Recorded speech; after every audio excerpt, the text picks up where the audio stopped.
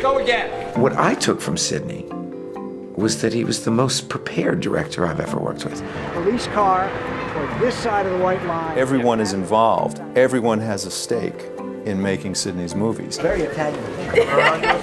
He takes your hand, he touches your face, he gives you signals all along that he's in your corner. He easily settles into the head of an actor, even though he's director. So I think he has a real facility and sympathy for the actor. If you look at this picture, you think it was shot by someone, you know, like in their 30s or 40s or even younger. Kenny, we're going to be over here. This way.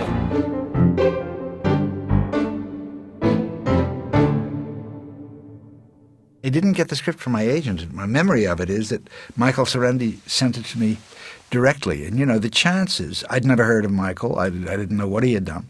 And the chances of a script arriving in an envelope and then winding up as your next picture is so rare that rarely that happens. And then we got a call several days later saying that he loved it and wanted to meet. We were both huge fans of Sidney's.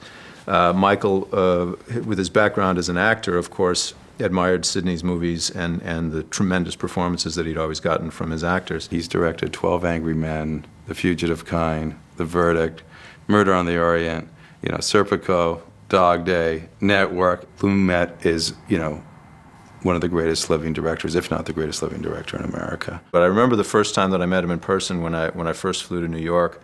I was, of course, nervous. It's a very small office, and he's basically just got a single desk there, and there's no posters up. There's no trophy. You know, there's none of the statues. It's not that kind of, you know. It's basically him and a desk and some scripts. You walk in, and Sidney just embraces you, and it's just remarkable how such a powerful and iconic man can immediately make you feel at ease. In the discussion, I called it a suspense thriller. And he corrected me and he called it a melodrama.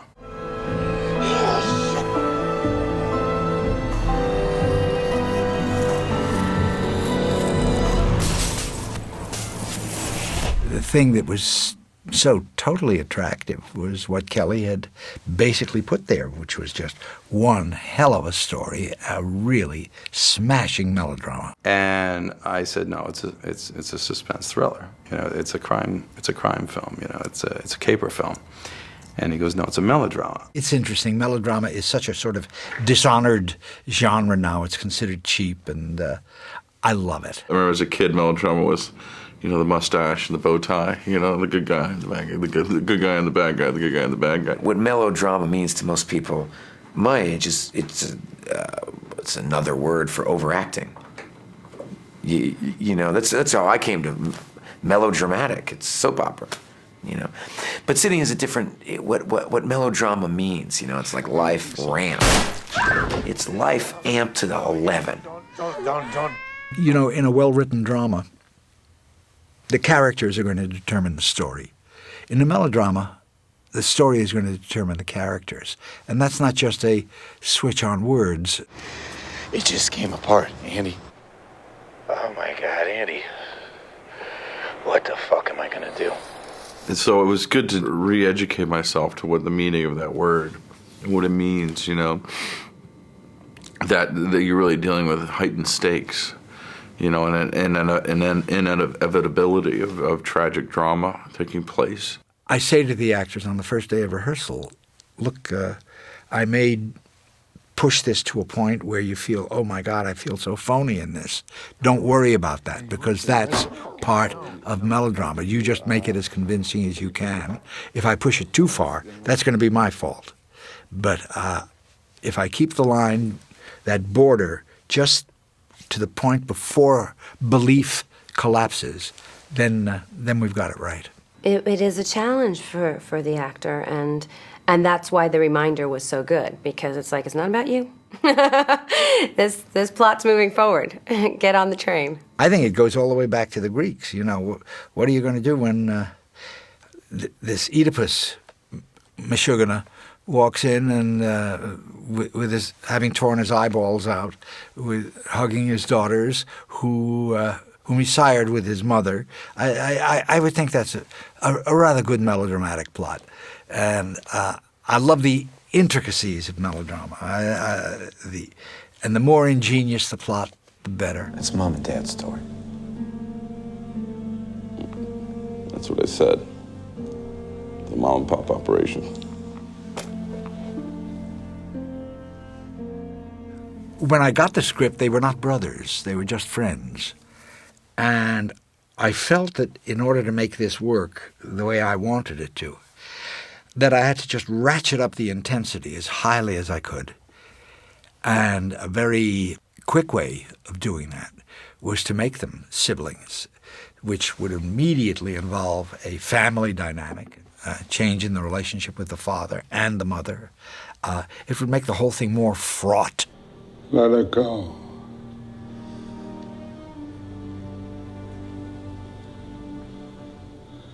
Let it go.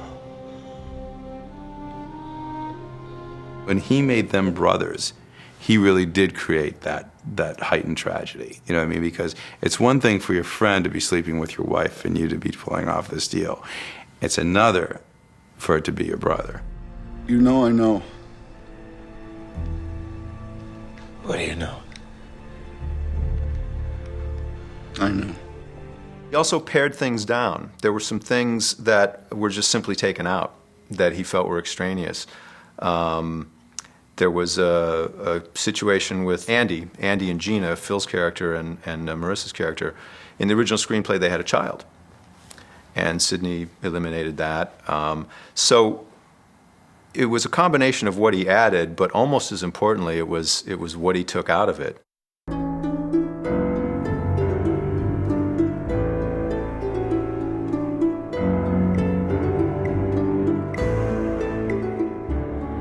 A lot of what came out of the discussion between all of us was really, you know, to make sure that these actors came from the same fabric. It's a New York film, shot in New York.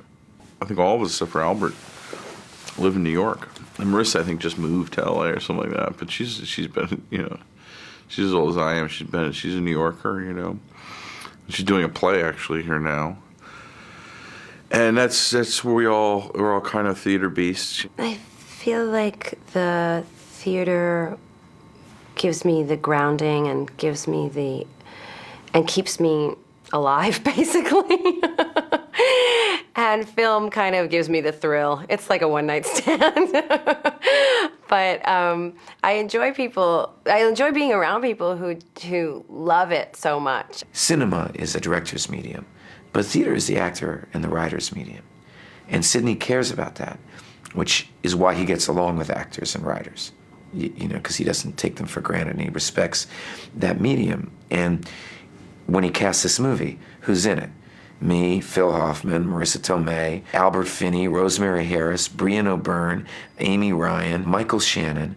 These are all theater rats. For me, because I came from the theater, it's the place where I start. It's my starting point. And also when I was doing live television, that same process was at work, because in both the theater and live television, what's happening is that you're making your dramatic selection in advance. This piece is about this. You don't do the piece and then discover what it's about. You start with the discovery. Just think. I know. It's too late to think. It's too late. This is our future. The rehearsal schedule was much the same as I have on any other movie. 2 weeks. Sometimes, if I'm dealing with very complex characters, I'll rehearse longer. Long Day's Journey, I rehearsed 4 weeks. And the rehearsals are very much like a play. We sit around a table for 2 days, 3 days, whatever it'll take, breaking down the characters, breaking down the scenes, reading the script over and over. And you're reading through it, and you're talking scene to scene, relationships, behavior. And then you get on your feet and start to talk about intent and action and what you're doing. And it's really just like a play. I mean, that's how you get into it, you know. And it's all taped out in a big hall on the Lower East Side that is taped just like when you go into a rehearsal room on a play.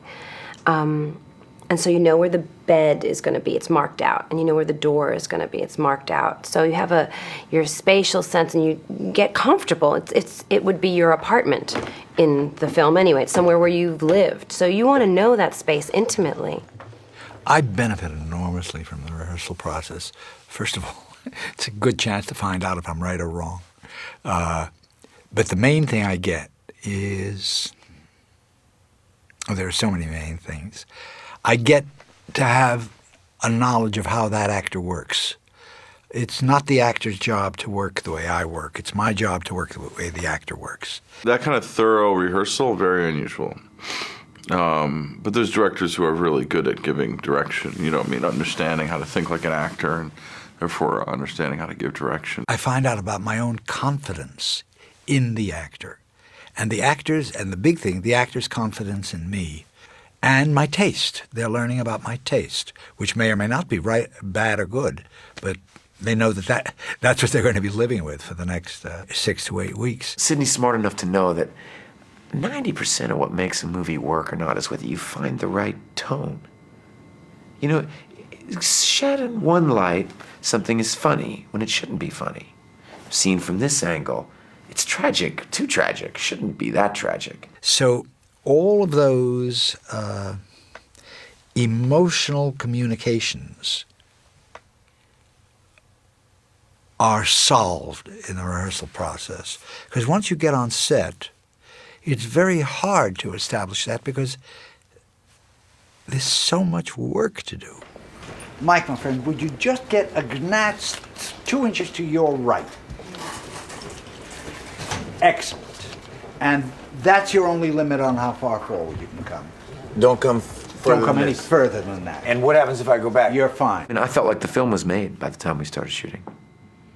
You know, it's like, you know, when they sculpt or something, that it had been cast already. You know, we were just going to pour the molten liquid into the shell we'd made. We knew this is where this happens, that's where that happens. You break down there, you do there, you did this relationship works that way. I am standing here with my life going down the fucking toilet. Fuck you. I'll do it alone. You know, you can sit here and wait till you go to jail and take up the ass for the rest of your fucking life. No, just do. All right, hey, here. What's your idea? What's your idea?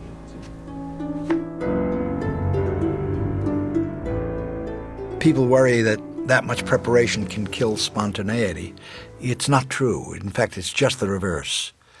Because what happens is that when you know where you are, when you're really grounded, because as you know, movies are never shot in sequence, but to know that on this scene my character should be here, on this scene my character should be here, that's an enormously liberating thing. There's certain choices that have been made that everyone is kind of aware of, and you can play around in those choices. You don't necessarily have to do what transpired over those 2 weeks of rehearsal, but you have an idea. What Sidney argues, and I think he's completely right about this, is that the rehearsal process actually allows the actors to be freer to happen onto what he calls the happy accidents while shooting. And one of the best examples of that is the robbery scene where Ethan and Philip attack, you know, the drug dealer, and then they have to kill the guy in the bed. And there's a scene where, you know, he comes back out, he goes, "Are we okay?" Are we good? Let's go. And that line wasn't in the original script. And Ethan gives this like weird half smirk saying, "Yeah." And that's what he would call one of his mistakes that you hope for. When Philip really has his first breakdown, where his character first sort of cracks, that was shot with 2 cameras. So Marissa was able to react to what Phil was doing, and Sidney was able to capture it. You can be spontaneous and can throw things out and have new things happen on a set and have them happen quickly. It's not fair! All my life, I've been afraid of becoming like him. All my life with you, and it's not fair. You can't just say sorry and make it all go away. It's too late. It's one of the most extraordinary scenes of acting that I've ever been involved with, and I've been involved with some pretty good ones.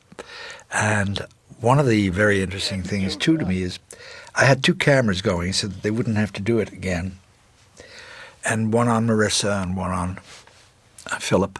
And what's extraordinary is what she did during that scene. And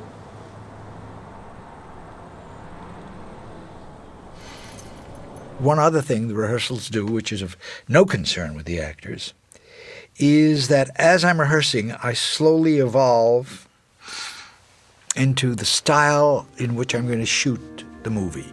On Monday, they'll start with payroll. So you're up first, Andy. Great. Look, the only reason to me that I'm interested in style is, does it help me tell the story better? You're going along on this ride because of the things that Sidney's doing stylistically that are taking you and manipulating you on this ride. And he's so good at it that you're unaware of it. Coupled with this, what I hoped would be enormously intense, emotional story, that it be set against absolutely banal, bourgeois, dopey backgrounds. Shopping mall, totally forgettable. Apartment, totally forgettable. The only 2 sets that had any Baroque quality to them at all was the dope dealer's apartment and that little bedroom in Rio, where the fancy sex was going on. And that's because those are the 2 things that really define Andy. That's what he wants out of life. And so those visually are supposed to stand out a little from the rest of the visual background.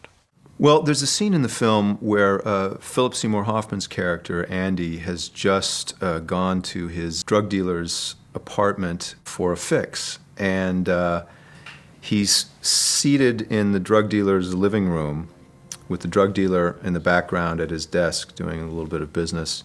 And he has a monologue where he's talking ostensibly to the drug dealer who's sitting behind him, but really, if you analyze the way Sidney shoots the scene, he's talking to us. He's talking to the audience. And Sidney does the scene in a single take that starts out with the camera sort of high and in a medium shot. And almost imperceptibly, the camera slowly moves in, pedestals down, and dollies around so that at the end of the scene, the camera is right up next to Phil, and the focal length has changed, and the character in the background of the drug dealer is now compressed and out of focus in the background. And it's an incredibly stylized moment in the film, but you don't notice it, you don't realize it while it's happening because it works so perfectly with the emotion of what's going on in the scene.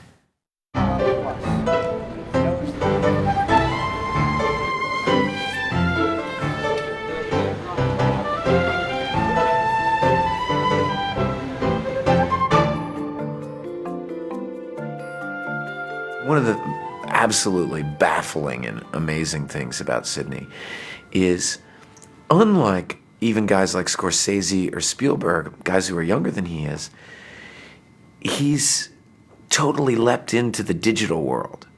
You know, he's understood that the way that cinema is moving is towards this land of DV, and to this, he shot this movie entirely HD. Film people get horrified when I say this, but anything you can get on film, I can get on high def. Quicker, easier, and with more control. And I don't know of a director who isn't frustrated at the cumbersomeness of how cumbersome it is to make a movie. How much light you need. I don't need that much light in high def. My focal depth is much greater. And my color control. It's a sign, in a way, of a really limber mind.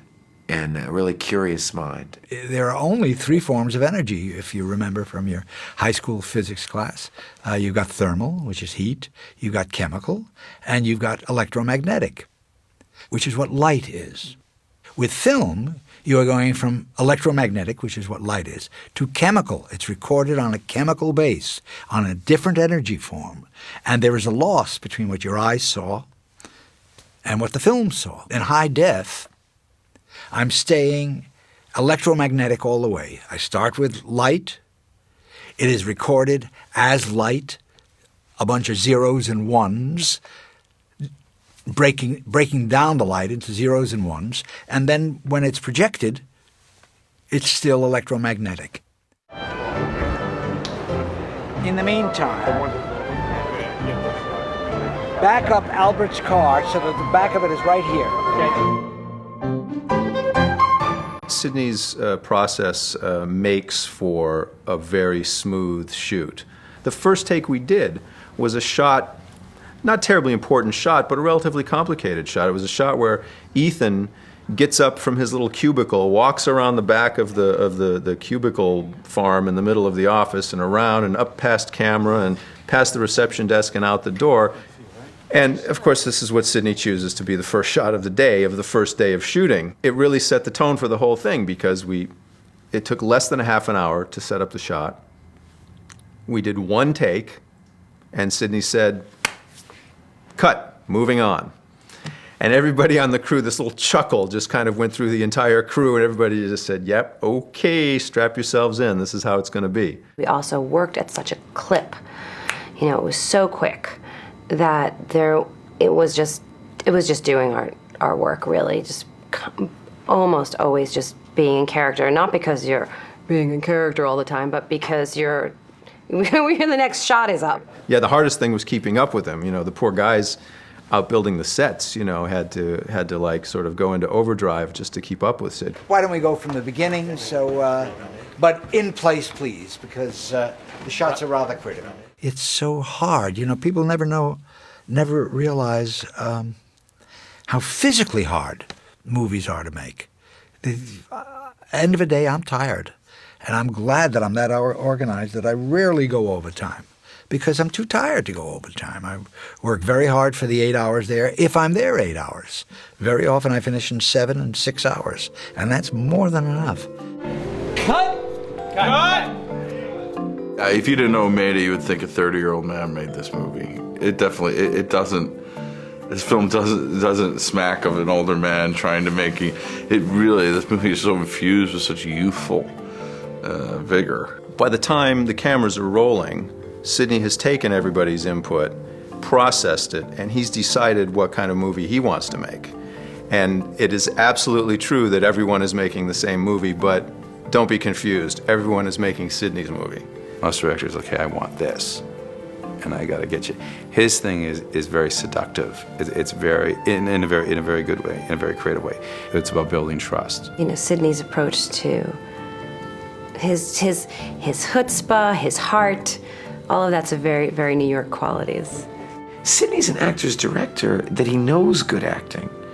He knows good writing. And if you know good writing and what good acting is, you don't need to do much else. Cut!